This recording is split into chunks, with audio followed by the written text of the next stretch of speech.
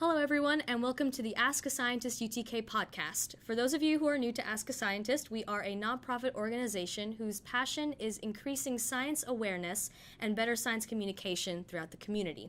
The podcast's aim is to simply provide another medium where you can listen in on the discussions from scientists and science students based on questions that we get through our email, Facebook page, and Twitter.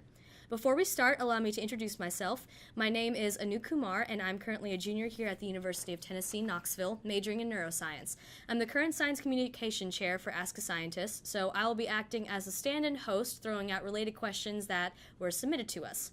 We'll have a guest for each episode, and they'll be primarily graduate or undergraduate students. This is the most important part, in my opinion, because you get to hear explanations about scientific inquiries from scientists or scientists in training. So let's go ahead and dive right into our very first episode. As the title implies, we'll be talking about GMOs, and I would like you all to meet our guest for this episode, Michelle Halstead. Hi. So a little bit about myself. I am a PhD student at the Bredesen Center with the University of Tennessee, and I perform my dissertation research with the Biological and Nanoscale Systems Group at Oak Ridge National Lab. So I don't actually do research at UT, I'm over at Oak Ridge. Now for my research, I work in a clean room, and I use nanofabrication to build devices, which I then use to study microbial communities or bacteria and their friends. My background is biological systems engineering, so although my work isn't centered on GMOs, I'm familiar with them. Nice. So how did you get involved with the line of work that you're in? You know, just by happenstance. I like building things, and I've always been fascinated by biology and what makes something alive. And I kind of stumbled my way into the research that I'm doing right now. Mm-hmm. Nice. And do you enjoy it? Yes, most days. It really depends on the day, but most days I enjoy it. Yeah. So did you do your undergraduate degree here at UT or somewhere else? Nope. Although there's a biological systems engineering major at UT, I was actually at Virginia Tech, about 4 hours away from here. Go Hokies. Nice. So what made you want to come to, you said it was Oak Ridge that you're at right now? Yes. So I'm a UT student, but I work at Oak Ridge, and that was a big attraction for me to come to UT as a student. Okay, nice. And then for everyone listening, Michelle was actually the author of our GMO article, which is why we're having her as a guest on the podcast today. So what made you want to write about the question that we got submitted in about GMOs? Because I know you said that's not your specific area of research. Right. A lot of people have been talking about it recently, ever since they passed the bill to have GMOs be labeled, and you see non-GMOs everywhere these days when it relates to the food item. Mm-hmm. And a lot of people have been talking about what GMOs are and whether or not they're bad. A lot of my family friends have been wondering about it, and so I thought it would be a good idea to really dig into the literature and get an answer for them. Okay. Awesome. Well, that sounds like some really good stuff. So let's get involved with some of the questions that we've got going on right now. So what exactly is a GMO?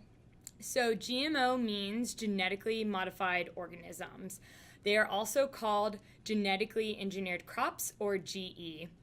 It means that a scientist has manipulated the genes of this crop in a laboratory through genetic engineering. Mm-hmm.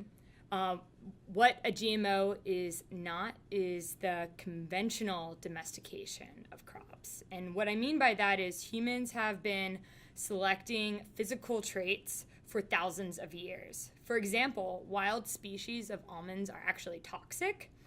And humans domesticated the crop when they chose the sweet almonds over the bitter ones, with the bitter flavor being a result of the toxin. Mm-hmm. Some bonus information for you, or fun facts, is that almonds are one of the earliest domesticated fruit trees, appearing in the early Bronze Age between 3000 and 2000 BC. And the sweet almonds exist because it is a natural genetic mutation.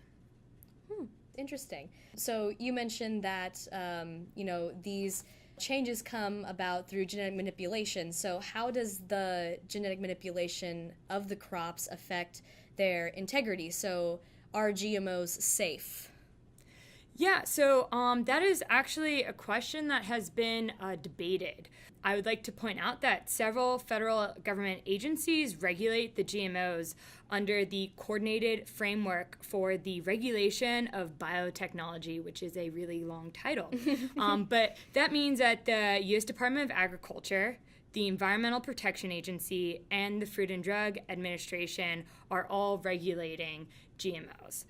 You might better recognize these groups by their acronyms, so that's USDA, EPA, and FDA, respectively. And then genetically engineered crops are approved by the Animal and Plant Health Inspection Service, APHIS, within the Department of Agriculture. And so they go through years of testing before they're approved to be used on the farms. Okay, so there's like a rigorous process that they have to go through before they actually use all of this. Yes, and so whether or not it's rigorous would depend on the person, because critics would say that's not rigorous enough. Right.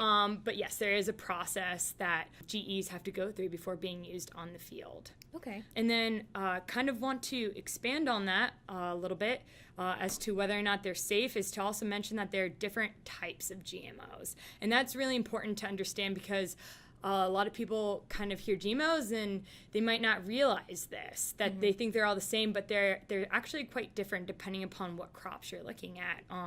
Some crops have been engineered to contain the CRY protein or cry protein from a soil bacteria called Bacillus thuringiensis. I am horrible at pronunciation, so that's fine.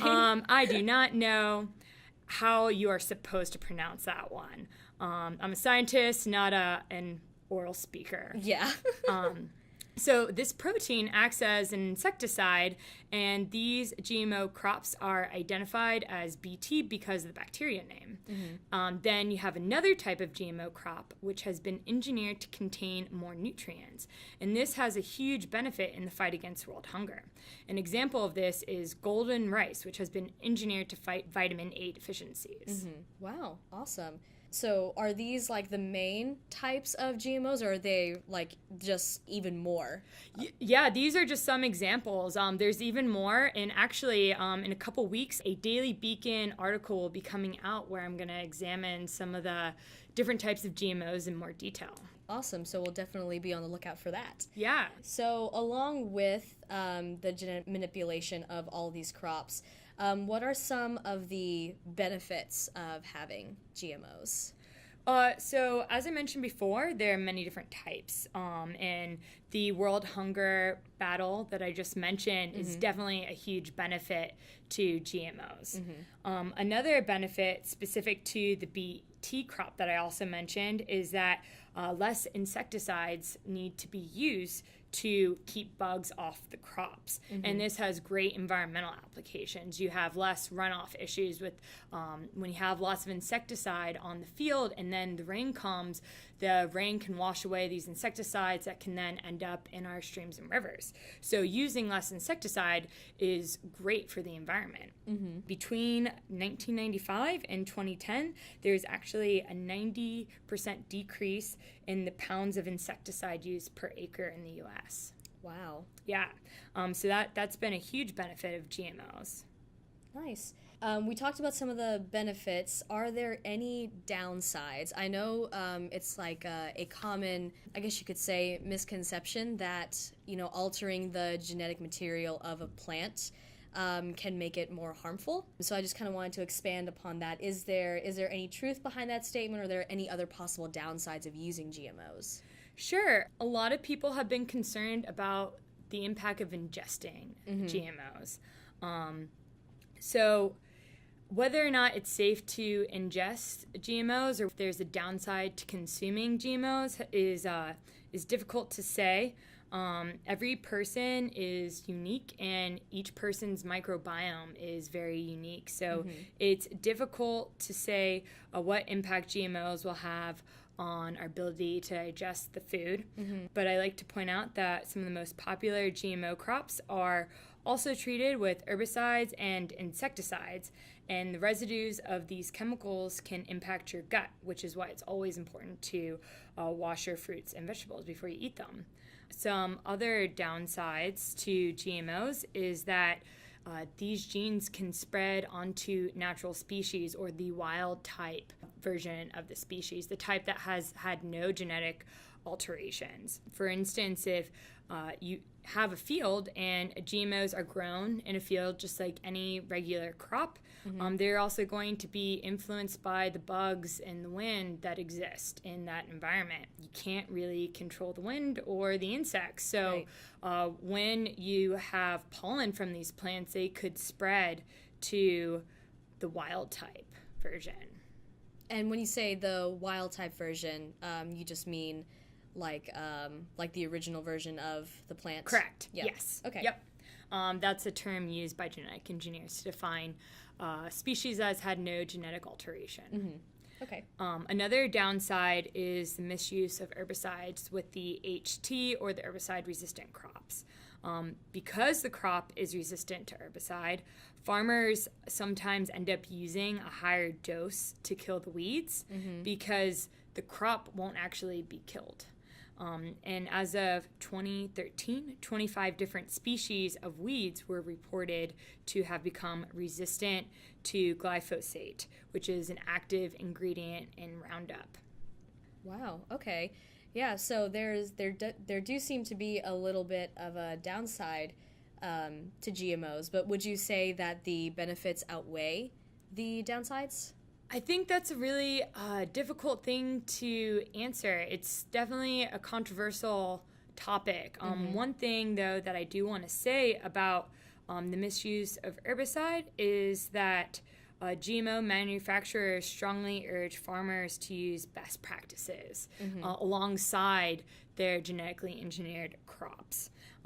So that includes the appropriate amount of herbicide, and best management practices for our examples of best management practices include rotating crops, maintaining field borders, controlling weeds through plowing, reduction of transmission of weeds to other fields by cleaning the tilling equipment before plowing another field.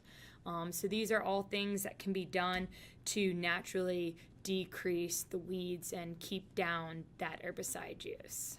Okay, so this is more of like I guess you could say more of like a collaboration between all of these like genetic scientists as well as like agriculture and farmers that are on like the front lines of these crops. It's important to not overuse the chemicals because that's when you run into tricky situations. And of course, time will tell what the true impact is. And this was also something that I never really thought of, but this was one of the questions that a few people wanted addressed. If superbugs or superweeds were a concern, which I know you allude to a little bit about, like the weeds being resistant to the pesticide. So could you just expand on this? Yeah, so I've mentioned throughout our conversation the BT and the HT crops, and that's what people are talking about when they're concerned about the creation of superbugs and superweeds. Again, that's crops that have been engineered for insect resistance and herbicide tolerance, or both. A lot of soybean and corn are engineered to have both the BT and the HT genes.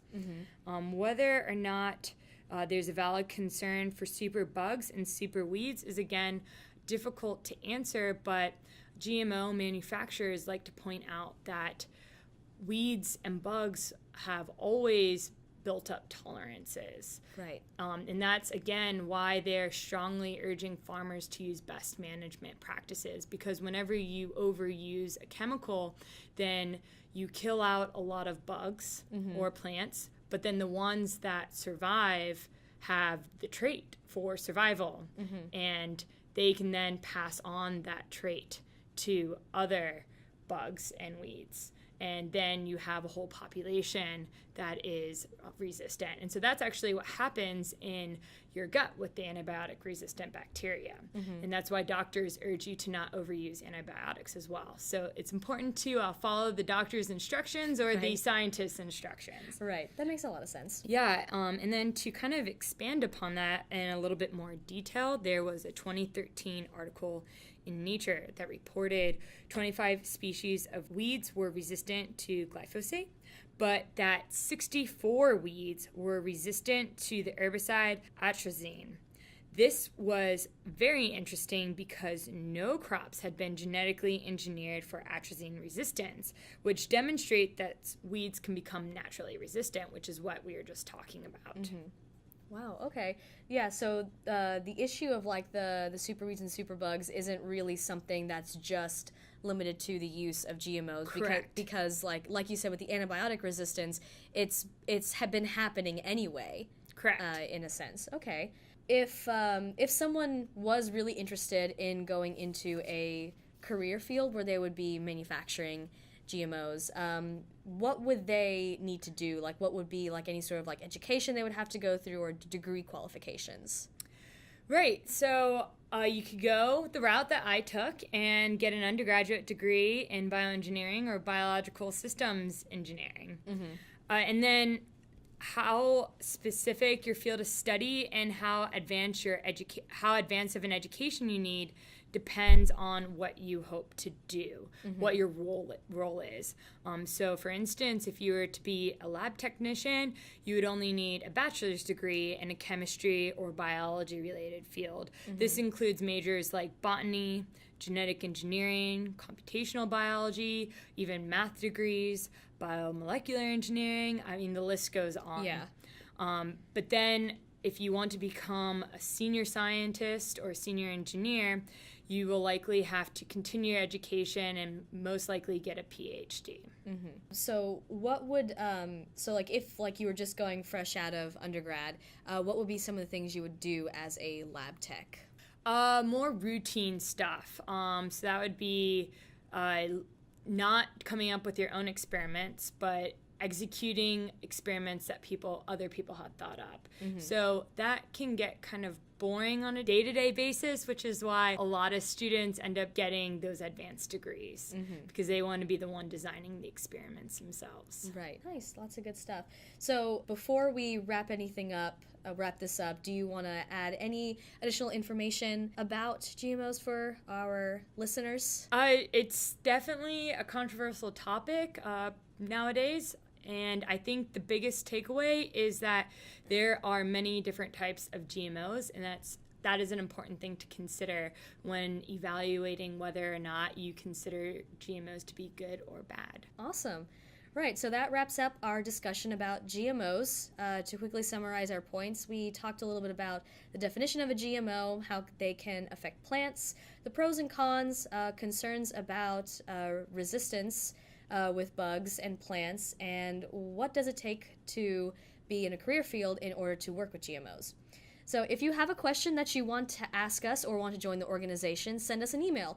You can reach us at askasci@utk.edu, and you can also send us questions via Twitter at our handle @askascientistut or through our Facebook page. A big thank you to Michelle for guesting on our first episode today, and thank you for tuning in. We will see you soon for our next episode.